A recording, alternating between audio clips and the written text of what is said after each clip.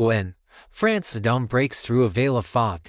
The air smells of rain and smoke, long before flames ever touch the wood piled in the marketplace. Bells toll like iron hammers striking the morning sky.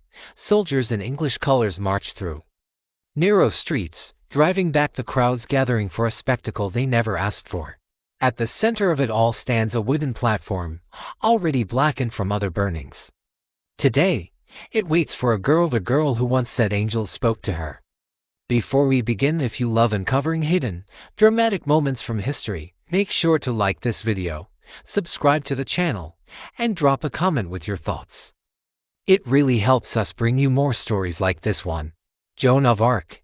She is 19, a soldier, a visionary, and condemned as a heretic. Joan sits chained in a cold cell beneath Rouen castle. The walls drip with moisture, straw clings to her feet. She whispers prayers between chattering breaths. The guards outside mock her. One bangs his spear against the bars as if striking at her hope, but Joan does not break. She looks up at the sliver of sky through the window and murmurs, "My voices have not forsaken me." Footsteps echo. Bishop Cauchin enters, robes trailing across the dirt floor. His face is carved from stone, hardened by politics, not faith. "Confess," he urges. "Say your visions were lies, and the church may spare your life." But Joan looks into his eyes with a steadiness that chills him. "I spoke only what God commanded," she replies. With that, her last chance at life slips away. The cell door creaks open. Soldiers seize Joan, binding her wrists. She stumbles but does not resist. Outside, the sky churns with low gray clouds as if mourning her fate. People line the streets. Peasants, merchants, beggars. Mothers holding children who hide their faces. Some whisper prayers for her soul, others hurl curses, told she is a witch who tricked France into following her. A cart waits. Joan is lifted onto it. As it rattles toward the marketplace, she sees Rouen pass by like fading memories. Stone houses, crooked alleys. The distant cathedral spire piercing the clouds. She hears not the jeers, but the echo of drums she once marched beside. The cheers of soldiers who believed in her. For a moment, she closes her eyes and remembers the battlefields, the banners, the thunder of hooves, the voice inside reminding her she was chosen. The marketplace swells with thousands. English captains guard the stage, fearing rescue attempts or riots.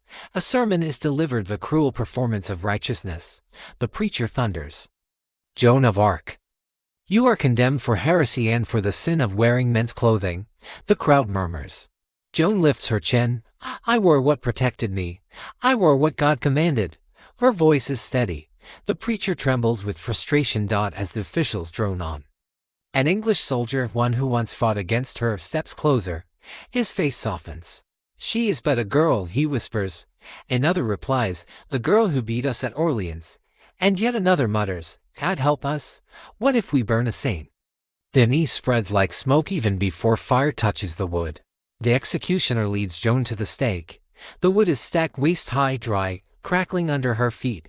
She is tied with coarse ropes that bite into her wrists.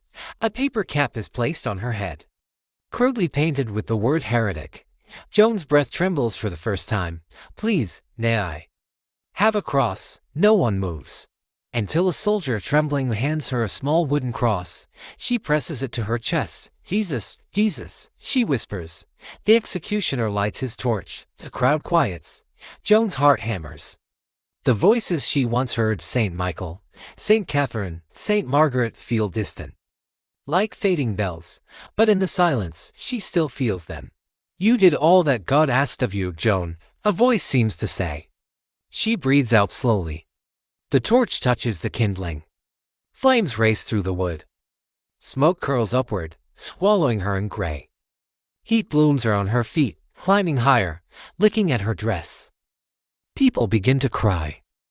The soldier who gave her the cross falls to his knees. Joan lifts her voice above the crackling fire. "Into your hands, Lord, I commend my spirit." The flames roar. Her body shakes violently as smoke fills her lungs, but she keeps praying the louder, stronger, until even the executioner steps back. Unable to meet her eyes, "Jesus, Jesus, Jesus." The flames engulf her. When the fire burns low, there is silence, not triumph, Not relief, only dread. An English soldier approaches and sees her face, and touched by the flames until the final moment, the sign that horrifies him. "We are lost," he whispers. "We have burned a holy woman." Others nod, trembling. Rumors will spread. Some will swear a dove rose from the smoke. Others say her heart would not burn.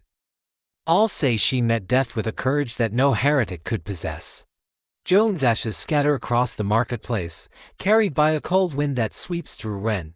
But her story does not end there. France will rise. Her name will grow. Her courage will defy centuries. 25 years later, the same church that condemned her will declare her innocent, and hundreds of years after that, she will be made a saint. But on this day in this place, she was simply a young woman who believed her voices were real, her mission righteous, and her God unshakable. The flames ended her life. They did not extinguish her legend. Thanks for watching.